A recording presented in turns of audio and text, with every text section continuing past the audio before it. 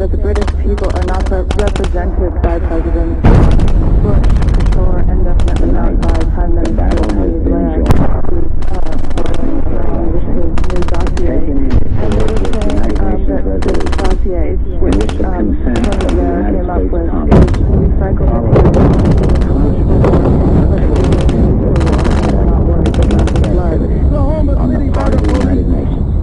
I never saw anybody from Iraq on the scene of that time. Arab leaders sought what became known as an Arab solution. Saddam Hussein was unwilling to lead the way. Because of all of this, Baghdad, a variety of efforts to restore peace. Our Secretary of State, James Baker, held an historic meeting in Geneva, only to be totally rebuffed. This past weekend, in a last-ditch effort, the Secretary General of the United Nations with peace in his heart, the second such mission. I got a witness. The best thing that we, the United States, can do. Brothers, sisters, assalamu alaikum. It's not a great time to be a revert. Our timing could have been much better, but you know, we are living in a troubled world, and I thought tonight that I would talk about America's war on terror, because, as we all know, it is a war on us. And so it's always good to know who your enemy is and what they're up to and what they've been up to. And there's quite a long history with America, not just against the Muslims. 9/11 was an atrocity, but it came as no surprise. The only surprise was it didn't happen earlier.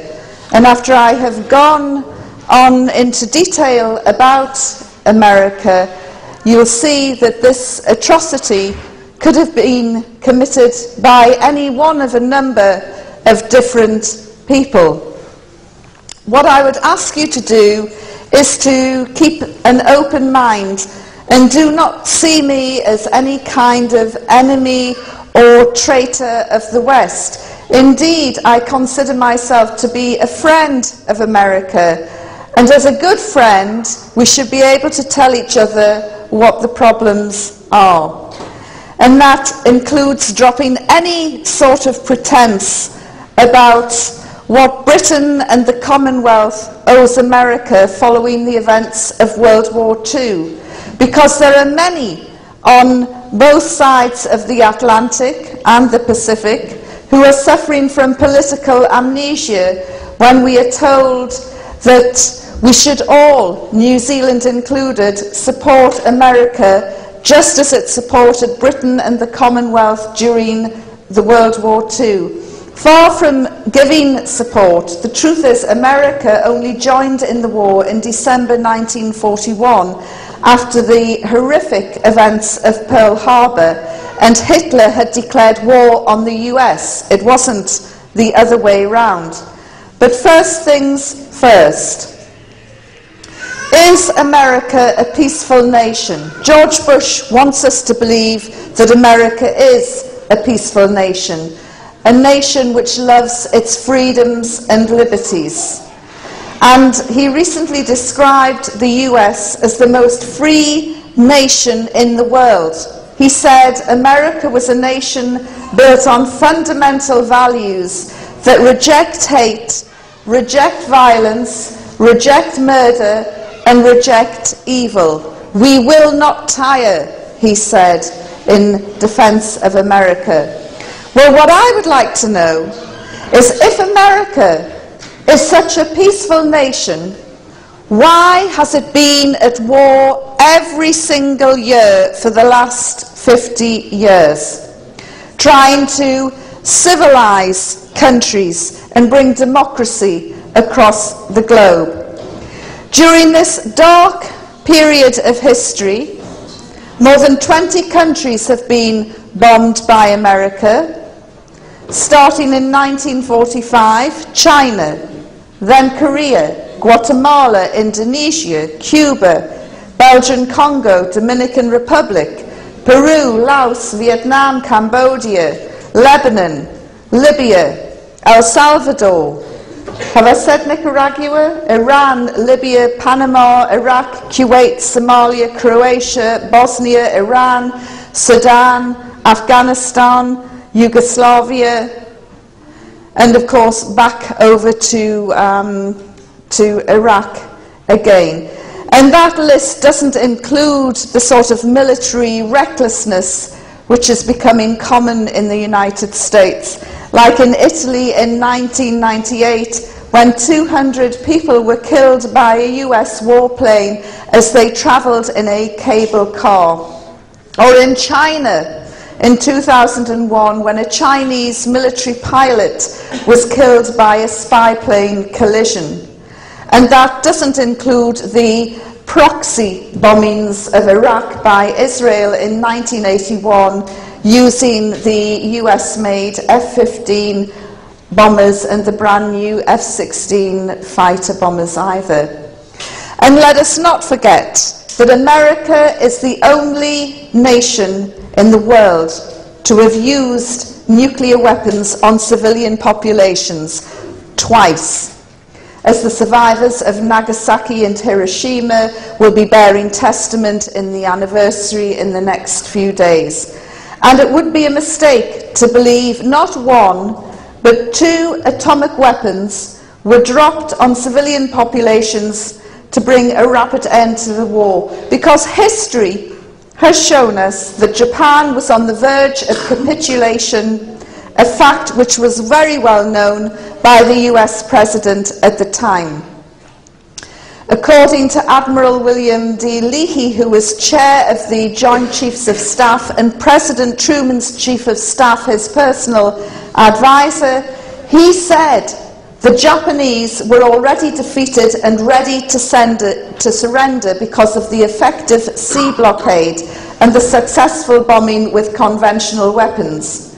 In being the first to use the atomic bomb, we had adopted an ethical standard common to the barbarians of the Dark Ages, and this is one of their own describing this. Sir Winston Churchill, my mother thinks he's wonderful. If you look into his dark history, he was the first one to gas the Kurds in Iraq. But that's another story. Sir Winston Churchill said, "It would be a mistake to suppose that the fate of Japan was settled by the atomic bomb. Her defeat was certain before the first bomb fell." And General Leslie Groves, the chief of the Manhattan Project, the project which developed the bomb, said the real purpose of building the bomb was to subdue the Soviets. So there you have it. Now you know why the bombs were dropped twice on a civilian population. America, as we all know, has weapons of mass destruction. More than 2,000 nuclear warheads and chemical and biological weapons, as well as some very nasty top secret weapons. One of the reasons it was going into Iraq was to find weapons of mass destruction and chemical weapons. Of course, we know there were no WMD in Iraq.